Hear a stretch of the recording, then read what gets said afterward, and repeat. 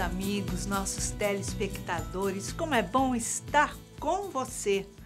Eu, você, Joana de Ângeles e a nossa querida Nise da Silveira, para juntas fazermos um mergulho interior para o autoconhecimento e alçarmos para o equilíbrio.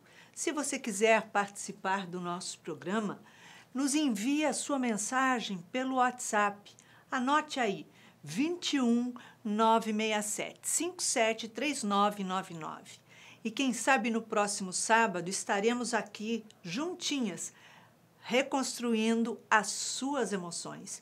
Você pode enviar o relato das suas emoções, das suas dificuldades, com o seu nome, da cidade que você mora, como você pode também colocar um pseudônimo, não precisa se identificar. E aí você vai saber quando estivermos reconstruindo as suas emoções. E vale a pena, aqui na TV Mundo Maior, eu, você, reconstruindo emoções. E não esqueça, acesse o nosso link lá no YouTube e você vai ter acesso a muito mais conteúdo também, tá? Então é isso. E hoje nós estamos aqui com uma convidada muito querida, uma convidada muito especial, que é a Ana Carolina Magalhães. Ela é psicóloga e vem como especialista no Reconstruindo Emoções de hoje. Seja bem-vinda, Ana. Obrigada, Iraci. É sempre um prazer estar aqui com vocês. O relato que vamos trazer hoje é de Tânia Azevedo. Ela tem 33 anos, mora em Maceió, tem um filho de 18 anos, outro de 16, está casada e diz que está vivendo um drama com o seu marido. Ela diz que seu marido faz muita piadinha sobre ela nos grupos de família, com amigos, no meio de reuniões familiares, e todo mundo ri, todo mundo se diverte, às custas dela, lógico, né? E diz que ela fica muito chateada com isso, mas que ela não pode se manifestar, que quando acontece dele ficar fazendo ou piadinhas ou falando coisas mais ásperas, mais agressivas, e ela resolve se defender, ela diz que ele então passa a falar agressivamente com ela, ele a agride verbalmente. Disse que, numa ocasião, ele a agrediu até fisicamente, que a sacudiu, quebrando um dos seus braços. E ela diz assim, que ela não pode se posicionar nunca, porque ele se altera imediatamente. Quando ele chega em casa do trabalho, ela diz que vai logo observando como é que ele está. Se está nervoso, está mais calmo, qual é a situação dele, para passar para os filhos. Olha, papai está nervoso hoje, então todo mundo, boca fechado, quietinho e tal, que é para não estressar ainda mais o pai. Então, todo mundo vive pisando em ovos. E diz assim que até na relação sexual, tudo tem que ser do jeito que ele quer, a hora que ele quer e quando ele quer. Que se ela posiciona que não está bem ou não está confortável, não quer aquilo, aquele momento, basta para ele agredi-la e passar o mês inteiro agredindo-a. Diz que quando eles saem, vão para algum restaurante comer alguma coisa com a família, tudo tem que ser do jeito dele. Ele que escolhe os pratos, todo mundo tem que comer aquilo que ele escolhe, porque ele diz que ninguém sabe escolher, ninguém sabe pedir, que todo mundo faz mal feito. Então, todo mundo é obrigado a comer aquilo que ele escolher, pedir e servir. Então, Ana, eu acho que ele precisava de ter uma pessoa assim um pouquinho...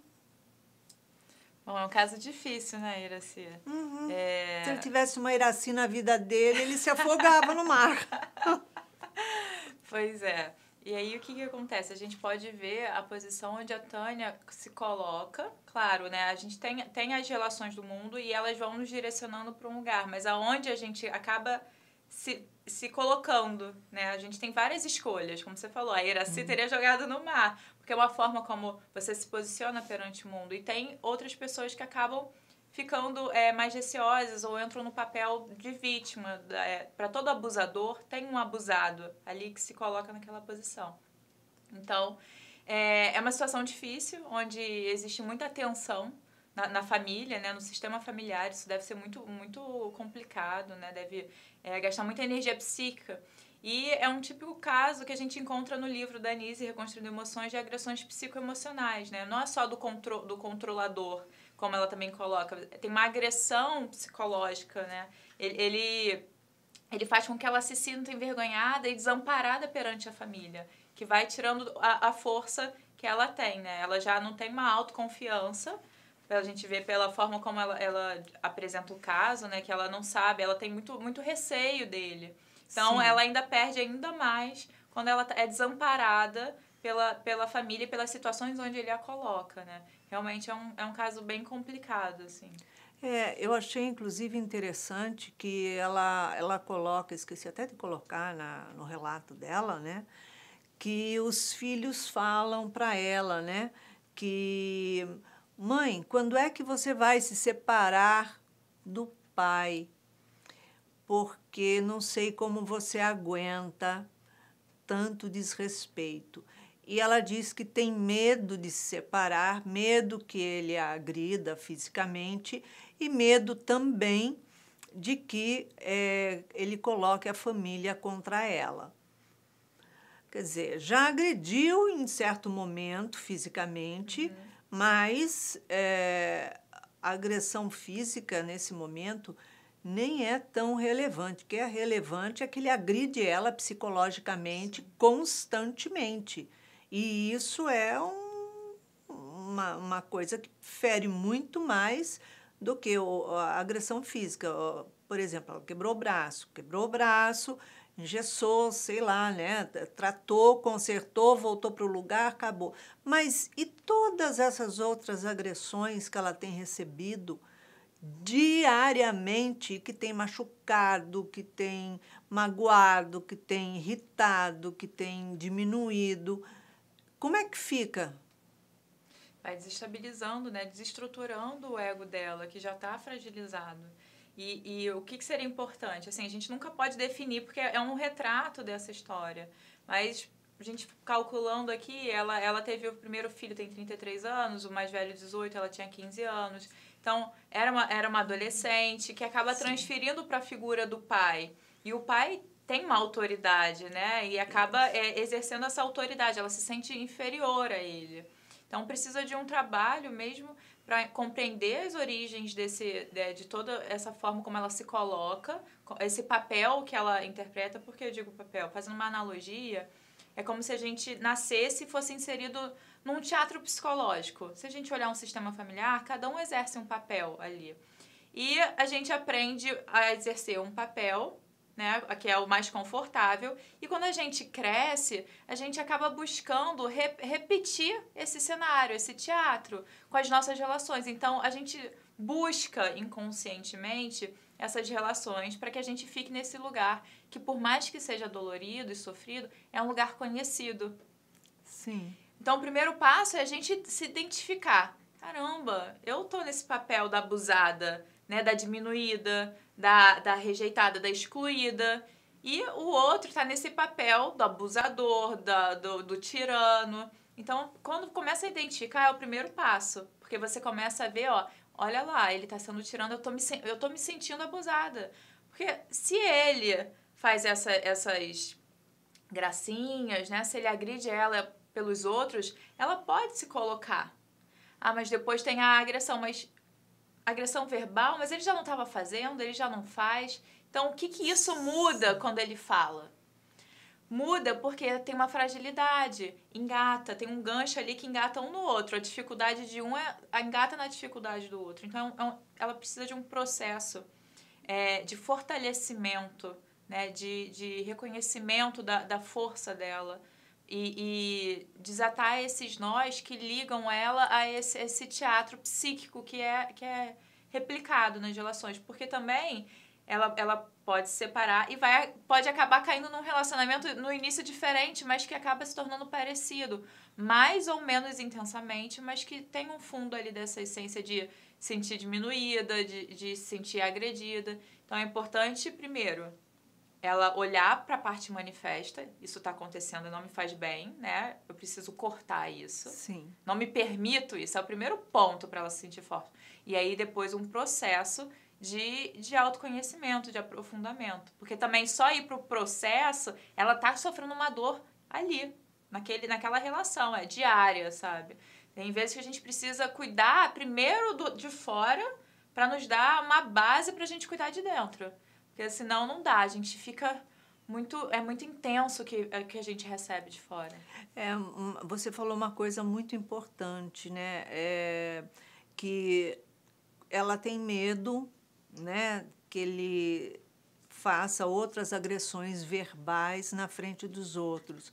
Mas se ele já está fazendo piadinhas e se tornando grosseiro, já se tornando áspero na frente dos outros, e se ela ali der um basta, mesmo que todo mundo vai perceber que aquilo está sendo uma posição de ferimento, está sendo indelicado, se é que já não perceberam, né?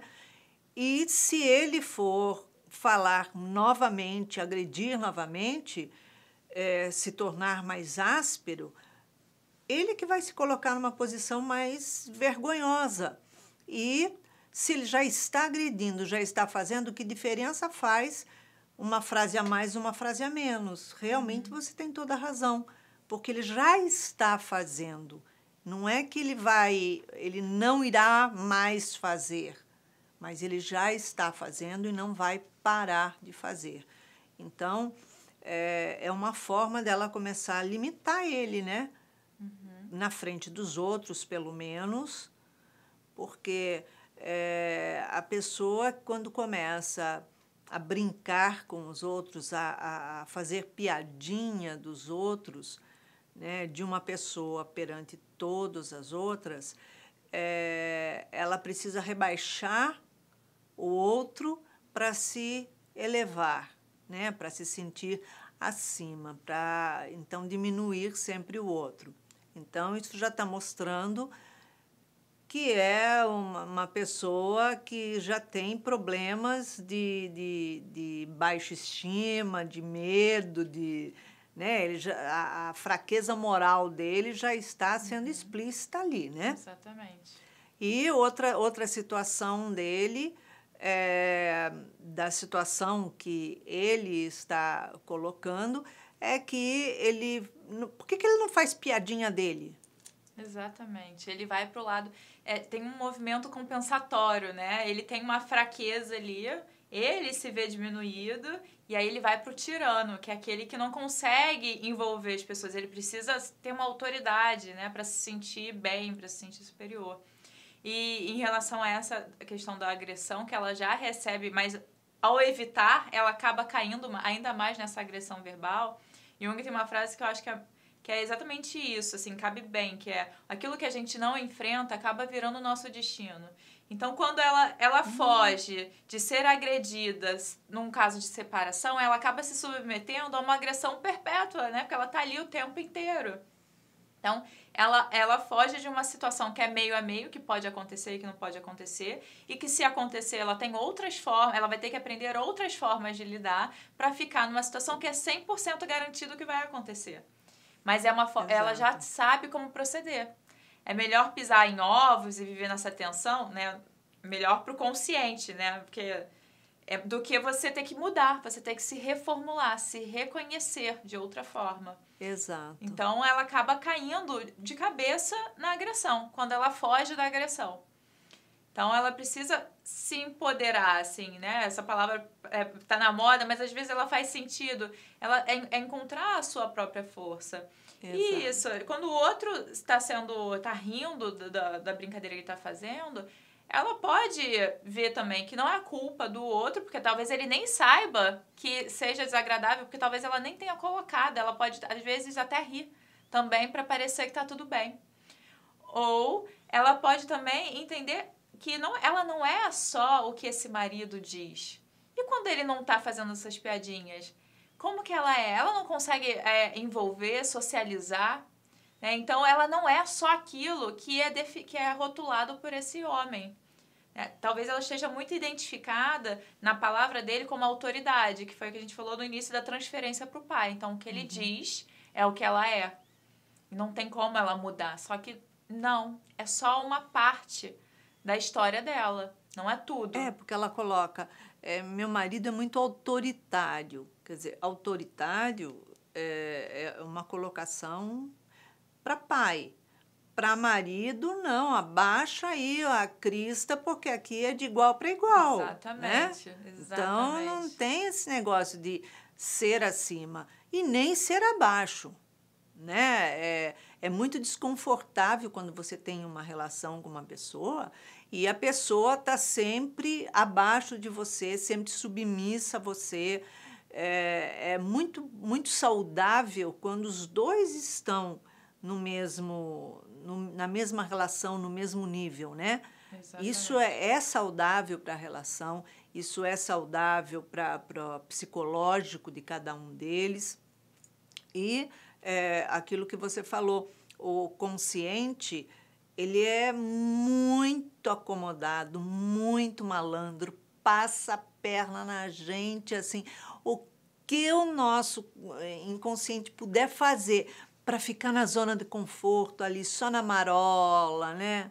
Ele fica, tem muito medo, maravilha. Né? A gente, como ego, a gente tem muito medo. Porque a gente se identifica muito com o que a gente aprendeu a entender que somos nós, né? O nosso nome, as coisas que a gente escutou, né, desde cedo. Você é assim, você é assado, você é muito inteligente. Olha, você é desatento, você esquece tudo. Não, você lembra de tudo. A gente vai se identificando com essas coisas. E aí, pra gente entender que nós não somos só isso, a gente tem que abrir mão do que a gente acha que é. Né? Então, ela vem há muito tempo se identificando com essa história. Imagina, 15 anos, desde os 15 anos nesse relacionamento, pelo menos, né? Isso é um cálculo que a gente fez do filho, mas pode ser que ela tenha conhecido ele antes, enfim, a gente não sabe de toda a história. Mas pelo menos aí 18 anos de relacionamento, desde que ela tinha 15 anos, se identificando com isso. Ela precisa abrir mão de ser essa pessoa para se reconhecer de outra forma. Não que ela não tenha as fraquezas e as fragilidades, todos nós temos as nossas vulnerabilidades, mas essas vulnerabilidades, elas não são nossas fraquezas, elas só são quando nós não assumimos ela. Então, exatamente. A gente assumir o nosso medo, né, mas continuar, apesar do medo, é uma forma de ser forte. O problema não é ter o medo, né? É a gente se paralisar, é a gente fingir que não tem, não, vou ficar aqui. Né? Então, o movimento é necessário. Porque enquanto não tiver movimento, o mundo vai trazer situações para que a gente se mova. E a gente busca inconscientemente isso, né? Então, a gente acaba atraindo. E, de uma certa forma, quando ela começar a se posicionar perante um grupo, ela se posicionar, né? Se ele está fazendo piadinha sobre ela, olha o seu cabelo como é, fala para ele fazer piadinha sobre ele. Faz piadinha sobre o seu cabelo, sobre o seu pé, sobre... enfim, sobre você. Seja você o seu palhaço. Né? Exatamente. Ela se posicionar, não gostei. Eu não gostei dessa brincadeira. Não estou gostando, isso não é brincadeira, está sendo desagradável e acabou. Quer dizer, até as pessoas da família que estão ali ouvindo já não vão mais dar risada, achar engraçadinho, nada, porque está vendo que está rolando ali um clima, um mal-estar para ela, que isso já não está pegando bem. Então, já na segunda vez, já não vai ter tanta risada. Ela vai começar a disciplinar todo mundo ali. Eu acho que falta para ela uma autoafirmação, né? De se reconhecer quem ela é, como ela é.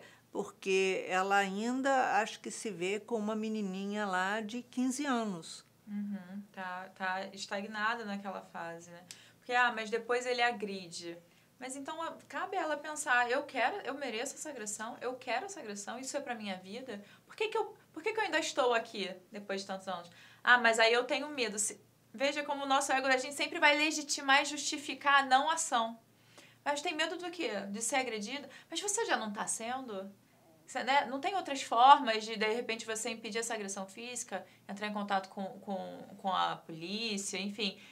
Ter a acolhida da família. Tem a Lei Maria da Penha. Tem os... mas a minha família pode não me apoiar, mas tem seus filhos ali apoiando, né? Qual é o meio... Se esse meio é saudável até para a criação dos filhos. Os filhos já estão apoiando uma posição que você nem tem coragem de tomar, que está dizendo que tem medo de tomar, que na verdade queria. Será que queria mesmo tomar essa posição? Uhum. Porque quando a gente muda, é como se fosse um jogo de tabuleiro. Se você faz um movimento, o outro lado tem que se movimentar. Não necessariamente vai ser o movimento que você deseja. Talvez você faça um movimento e aí o que vai acontecer? Não, vou me posicionar. E aí ele vai ficar mais agressivo. Não é, ele percebeu o lugar dele, estamos de igual para igual, que é o esperado. Mas às vezes ele pode realmente ficar mais agressivo. Aí você tem que ver. Não importa. Aí o resultado é dele. O meu movimento é para mim. Se não deu certo, ele continua, então você tem que buscar um outro caminho. Né? Sim. E não se submeter sempre nessa desvalorização. Porque você está ficando o tempo inteiro escondida atrás de uma situação de que ele pode ficar mais agressivo. Ele já é agressivo, ele pode ficar mais agressivo verbalmente na frente dos outros. Ele já é um grosso na frente dos outros. Vamos colocar a palavra certa, uma coisa horrorosa. Né? Se eu estou sentada na mesa de um restaurante e eu vejo uma palhaçada dessa, eu não aguento ficar quieta. Eu vou falar assim, olha só, tu já se olhou no espelho, eu infeliz? Exatamente. Né? Chega uma hora que você tem que tomar uma atitude mesmo, porque a própria pessoa ela está se escondendo atrás disso. Então, se todo mundo deu risada na mesa, você não viu motivo para dar risada. Exato. Não vi graça. Escolheu outro palhaço para você, vai escolher outro palhaço hoje para você zoar, ou o palhaço vai ser você mesmo, porque eu não estou afim de ser. O resultado realmente pode ser bem grave, assim, sabe? Mas a questão é que ela já tem um resultado que é grave. Talvez não seja tão intenso, né, numa agressão física intensa, apesar dela já ter sido agredida fisicamente. Sim. Mas é grave, porque é algo que vem aos pouquinhos e vem minando ela como pessoa. Sim, né? Com certeza. Então, a gente às vezes acha que o grave é só no corpo, que é muito grave. A gente não deve permitir que ninguém toque a gente. Sim, com certeza. Mas já é grave porque está minando ela como um indivíduo, como ela se vê como alguém com direito. E o que é também interessante a gente olhar para esse processo também terapêutico que seria necessário ela passar, porque tem muitos traumas e porque se ela não consegue e ela tem esse marido autoritário, em algum momento tem dentro da cabeça dela uma voz, que são um dos nossos aspectos, né, que é autoritária e que nos diminui. Olha, Sim. Você não vai dar conta se você separar. Você vai ficar sem sua família não vai te apoiar. O que você vai fazer sem ninguém? Sabe? Como que você vai cuidar dos seus filhos? Como que você vai comer? Como que você não sabe. É a voz que está projetada no marido, mas que, na verdade, é uma voz interna dela que reforça o que o marido fala. Por isso, tanta identificação. Então, ela precisa começar a entrar em contato com todos esses aspectos da psique dela para poder começar a se desidentificar e começar a se livrar desse marido, que não necessariamente é de se livrar de fato, né? Tipo, de separar, que pode ser, pode não Sim. ser. Mas de se livrar dessa amarra que faz com que ela tenha medo de tomar uma posição. A questão não é o que ela vai resolver. Ela não conseguir resolver o que ela quer por medo. Se ela quiser ficar, que ela fique. Mas se ela quer sair, ela tem que conseguir sair, porque é a nossa liberdade. Perfeitamente. É importante ela buscar uma ajuda nesse momento, né? Alguém da sua confiança, que você possa falar, desabafar, alguém da família que você sabe que vai te ouvir, que vai te apoiar, que vai te dar o braço, o ombro, vai estender a mão nesse momento. Isso é fundamental. Se você não tem ninguém que possa contar, porque qualquer pessoa que você falar, vai ser uma pessoa linguaruda que vai falar com ele, então não conte para essa pessoa. Busque uma pessoa fora de casa, uma vizinha, uma amiga. Busque também, que eu acho importantíssimo nesse momento, né, um psicólogo. Vai até uma psicóloga, conversa. Por quê? Porque são conflitos que estão vindo desde os seus 15 anos ou antes, né? Porque 15 anos a gente deduz pela idade do seu filho, que está com 18 anos. Então, 18, 20 anos, né? 18 anos. Então, a gente deduz que você tinha 15, mas provavelmente tivesse 14 durante a gravidez. Então, vamos lá. Aquela imagem ali de pai, de homem, de responsável, a gente não sabe também a idade do seu marido. Ele pode ser mais velho que você, como pode ter a mesma idade também. Né? Exatamente. Então, é importante você ter alguém para que você possa falar, ser ouvida e também possa ouvir, né? Porque a pessoa vai dar um apoio, orientar, acompanhar, de repente, numa queixa que você queira fazer, colocar a Lei Maria da Penha, porque a agressão psicológica ela é tão grave, tanto quanto ou mais do que a agressão física. Exatamente, porque quando tem agressão física, você pode reagir. Mas quando você tem essa agressão psicológica, você perde a força de reagir perante uma agressão física. Porque você já não se identifica como um indivíduo, né, que tem direitos e deveres.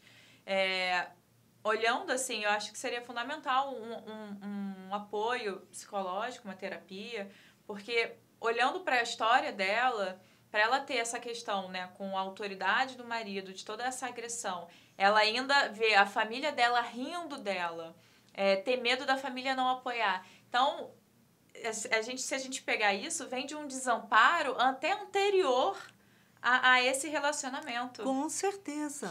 Então, a gente vê muito sofrimento ali. Tá? Tem muita identificação com esse papel, com esse lugar do desamparo, né? Da rejeição.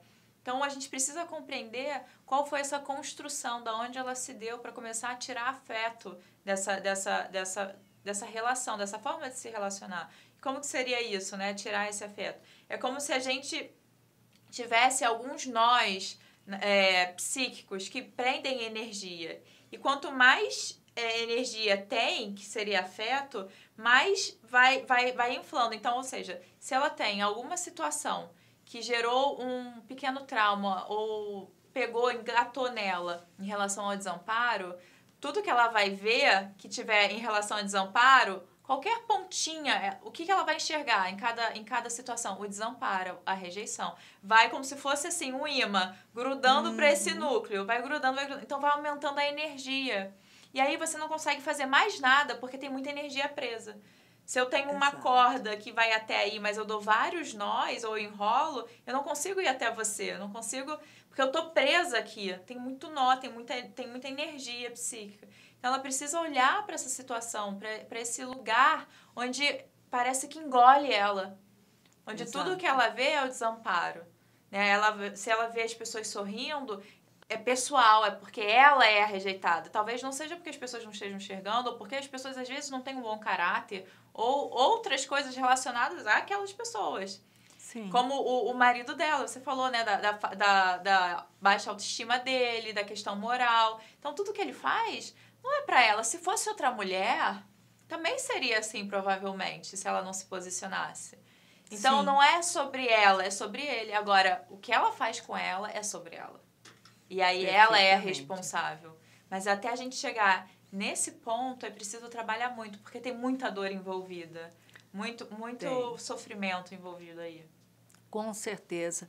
E outra situação, né, é que será que ela não tem ali já alguns medos que estão desde a infância dela com o pai dela, né, com a própria família, porque demonstra que se ele faz piadinha o tempo inteiro e a família dá risada o tempo inteiro, quer dizer, é uma insensibilidade, né?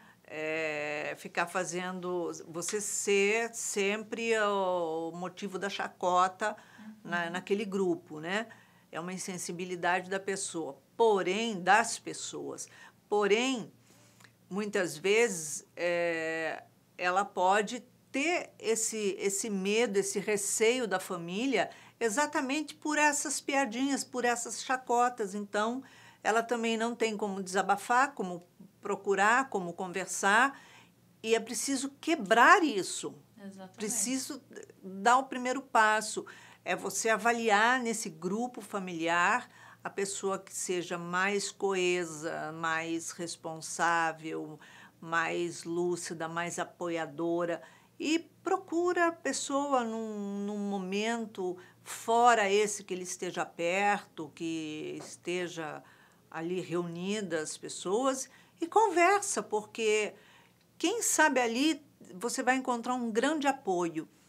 E quem sabe até uma terapia de casal, Sim. né? Porque ele já está demonstrando a fraqueza dele, que ele pega sempre você para fazer chacota, pega sempre você para fazer chacota. Então, ele diminui você para que ele seja o máximo, ele se eleve, todo mundo o admire com as piadas, com as coisas que ele fala, ele seja a pessoa pop, engraçada ali da turma toda. Então, ele tem essa necessidade de aparecer. Por que ele tem essa necessidade de aparecer? Exatamente. A terapia de casal é uma boa, talvez não solução, mas é um bom caminho para, nas dificuldades de um e do outro, né, eles consigam ali se posicionar de igual para igual. Né? Então, não vai resolver a questão dele, mas vai fazer com que eles consigam se relacionar, apesar das questões, que eles consigam ver um ao outro, né? Vai entrar ali com uma mediação para que um se perceba na relação e perceba o outro, e não só as suas vontades. Então, realmente pode ser um caminho para começar a chegar numa solução.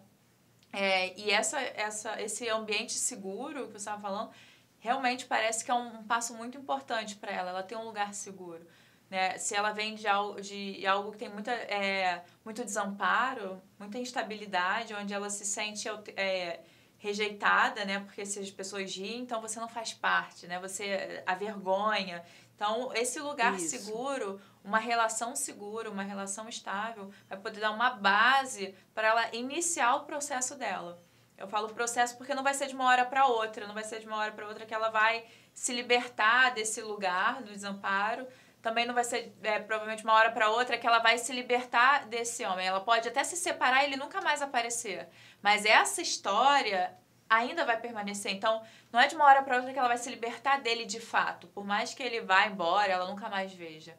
Então, é um tempo, é um processo. E ela precisa ter muito carinho com ela nesse processo. Iniciar com um lugar seguro, com amigos e com a terapia, mas amigos também é importante, as relações interpessoais, sabe, que tem mais intimidade também são muito importantes, para começar a estruturar alguma coisa, para então ela dar conta de como ela se vê nas relações, de como ela pensa, de onde vem. Então, é interessante quando tem situações assim, no primeiro ano de terapia, a pessoa está ali mais focada na raiva, né? Nas situações, no medo, nas situações mais emergenciais. Depois que vai iniciando um processo, claro que tudo é paralelo, mas ela entrar mesmo é depois de escoar.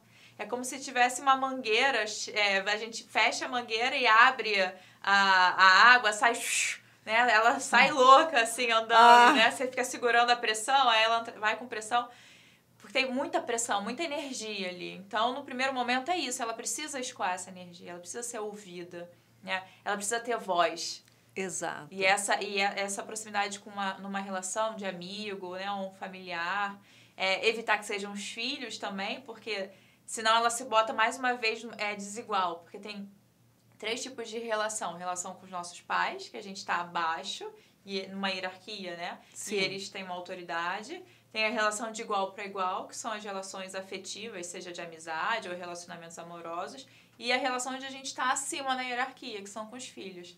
Ela está se botando abaixo do marido. Se ela começa a levar as questões dela para os filhos resolverem, ela vai se colocar como filha dos filhos. E mais uma vez ela vai rebaixando. Então é interessante que ela busque uma relação de amizade, ou um familiar, um irmão. Se ela tem uma proximidade com a mãe, um acolhimento materno também pode ser. Sim. Talvez ela esteja precisando desse lugar, curar essa criança que às vezes está muito solitária.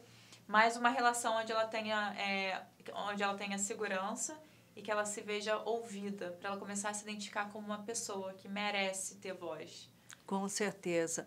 E se os filhos já estão dando esse apoio, ela não tem que se preocupar, será que eu vou perder o apoio da família, vou perder a família, não vai. Primeiro que a sua família é o seu marido e os seus 2 filhos. Ponto. Ali é a sua família. Acabou. Agora, os seus irmãos, seus pais, cunhados, cunhadas, sobrinhos, sobrinhas, tio, são familiares, são parentes. Seus pais deixaram de ser sua família para ser um familiar. Tá? Por quê? Porque a sua família é o seu núcleo agora. Então, os seus filhos já estão apoiando você, porque não querem mais te ver desrespeitada.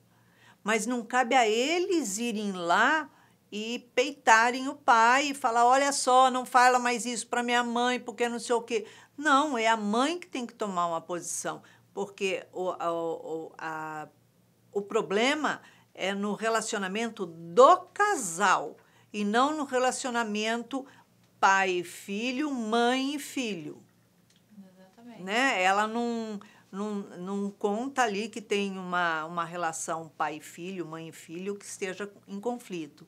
Né? Então, é importante ela começar a se sentir segura quanto aos filhos, que os filhos vão continuar sendo filhos sempre. Querendo ou não querendo. Querendo ou não querendo. Mesmo que você queira despachar os filhos, minha filha, não tem jeito. Não dá nem para trocar com o do vizinho. Não dá, não tem, entendeu? E isso é importante, né? Sim. Então, o que você vai agora delimitar na sua vida é esse laço com o seu marido, que ou ele vai afrouxar, né? Ou vai se equilibrar, né? De repente, até numa terapia de casal, uma situação. Ela pode escolher, ela só não pode ter medo da escolha.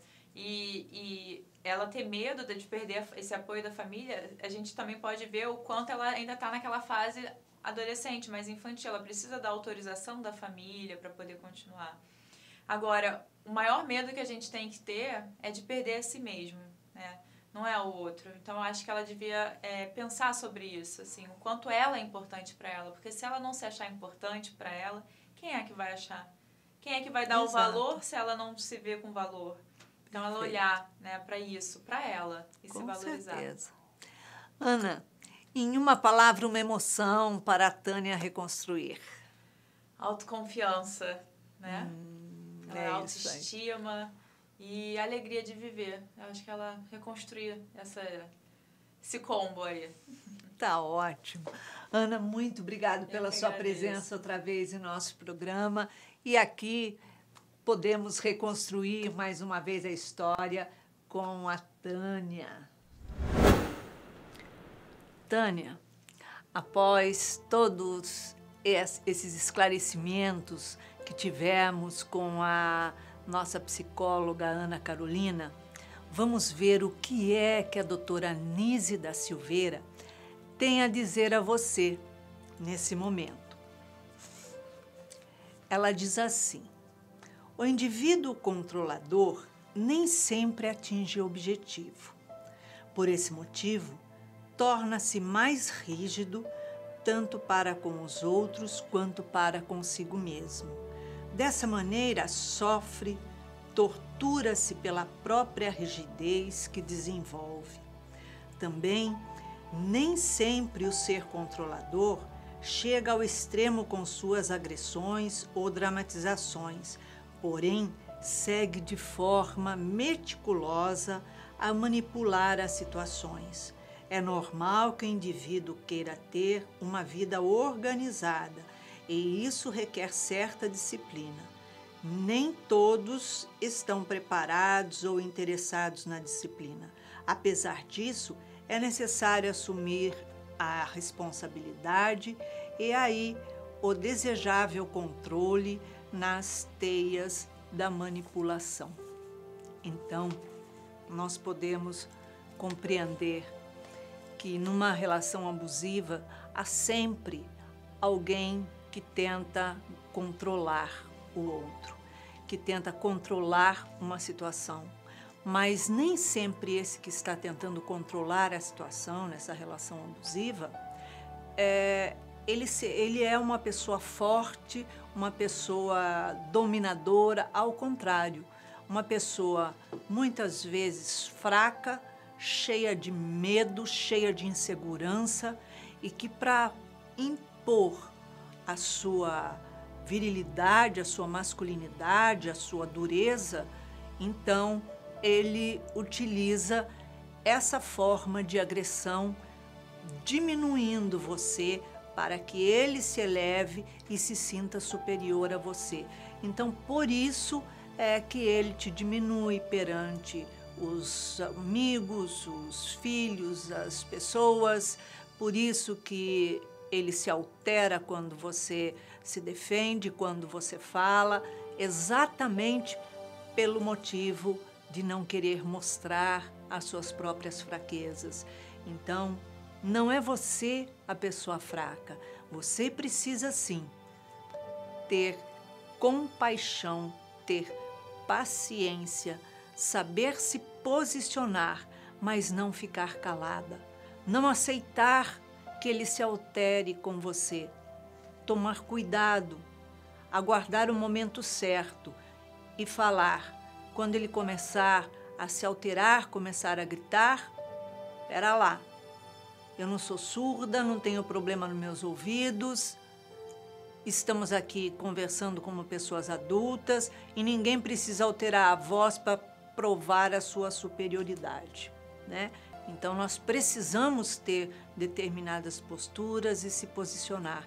Não adianta ficarmos submissos numa situação que quanto mais nos calamos, quanto mais nos fechamos, aqui dentro não estamos calados e nem fechados. Vai ter um momento que vai explodir e a hora que explodir, que botar tudo para fora, ou a relação acaba, ou a relação se desestrutura de uma outra forma, ou a nossa saúde é que vai se desestruturar mesmo. Então, é muito importante que tenhamos esse controle íntimo, esse auto-amor. O que você precisa nesse momento é de auto-amor, se respeitar e exigir esse respeito com você. Se você quiser participar do nosso programa, nos envie a sua mensagem pelo WhatsApp, relatando qual é o seu conflito, qual é a sua dificuldade, quais são as suas dores, para o número 21 967 573999. E quem sabe no próximo sábado, às 19 horas, aqui na TV Mundo Maior, estaremos juntos, eu, você, Joana de Ângeles, doutora Anísia da Silveira. E se você quiser aproveitar maior conteúdo, Entre lá no nosso link no YouTube e acesse todos os temas que temos lá. Com certeza, muitos temas vão lhe interessar. E é lógico, temos sempre muitas emoções para serem reconstruídas. E para que você tenha uma semana de muita paz, uma semana de muita alegria, uma semana de ressignificação, eu deixo aqui um beijinho muito mega carinhoso para você.